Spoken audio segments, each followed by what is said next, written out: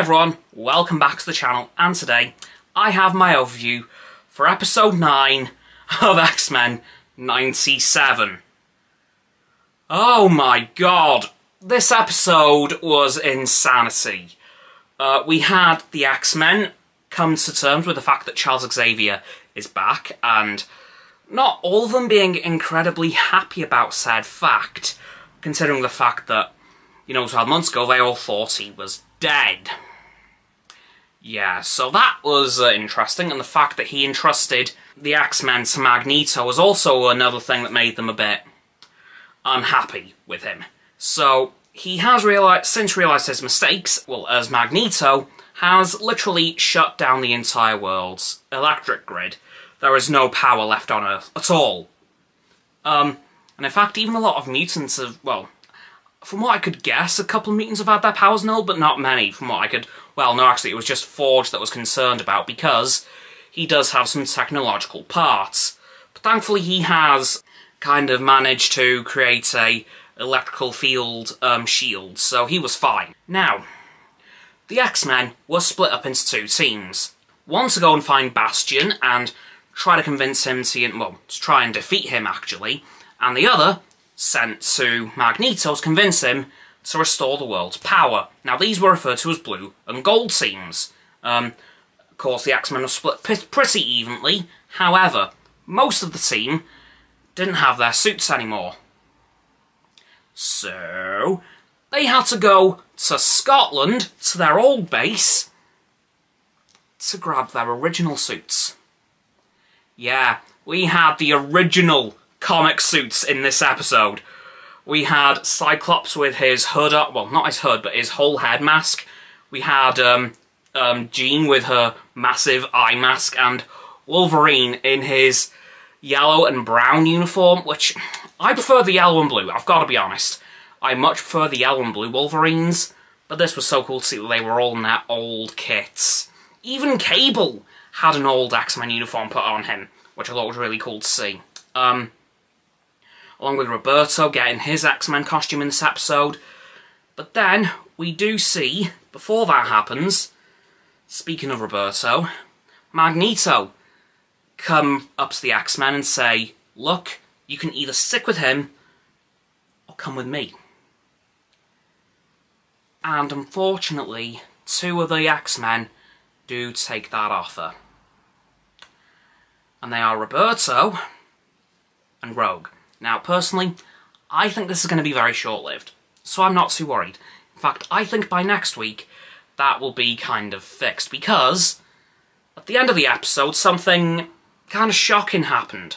Wolverine was sent with Gold Team to go and confront Magneto. It then turned on into a full-on fight, with Rogue, Roberto, and Magneto versus the X-Men, including Professor X. And at the end of the episode, there's one hell of a cliffhanger.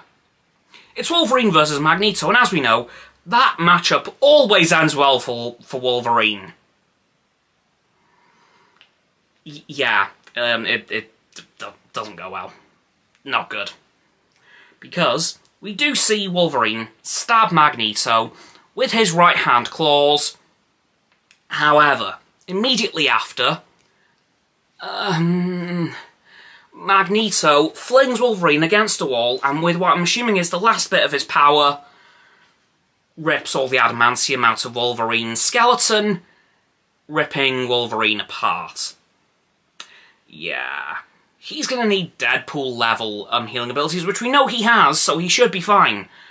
But, God, that's going to hurt! Now, on Blue Team's side of this, things aren't going much better, actually. Blue Team, as I said, is sent to go and confront Bastion and Mr. Sinister, which also doesn't end very well. In fact, Jean gets killed by a Mr. Sinister mind-controlled Nathan, aka Cable, so that was a bit of a shocking end to the episode as well. But I do want to just quickly mention something, because during the initial fight that Blue Team had, Morph was a part of Blue Team in this episode, and he used his powers to turn into the Hulk.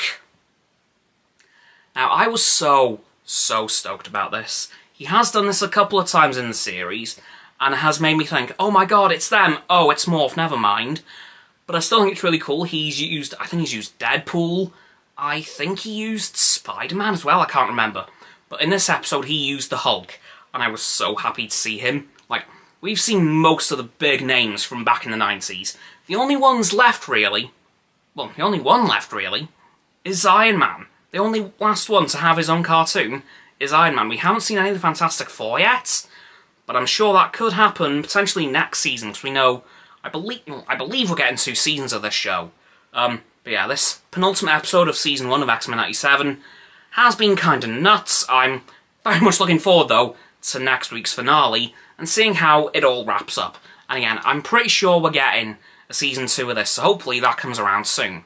Anyway, guys, that's going to do it for this very quick video on my overview for episode 9 of X-Men 97, Season 1 of I think 2, but there could be more in the future, who knows. So please, like the vid, subscribe to mine and Roxanne's channels, so links down in the description. My button is down there, please click those and then the bell icons to get both sets of our notifications.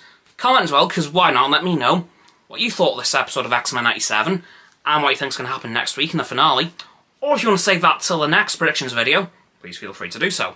Once you've done that too, please follow me on my social medias. They'll be down in the link tree in the description below. That is going to be Roxanne's website. And lastly, please do share this video with all your friends so they can join the infinite loop of liking, subscribing, commenting, following, and sharing, and around and around and around that loop. And I'll see you guys tomorrow with another video. Goodbye!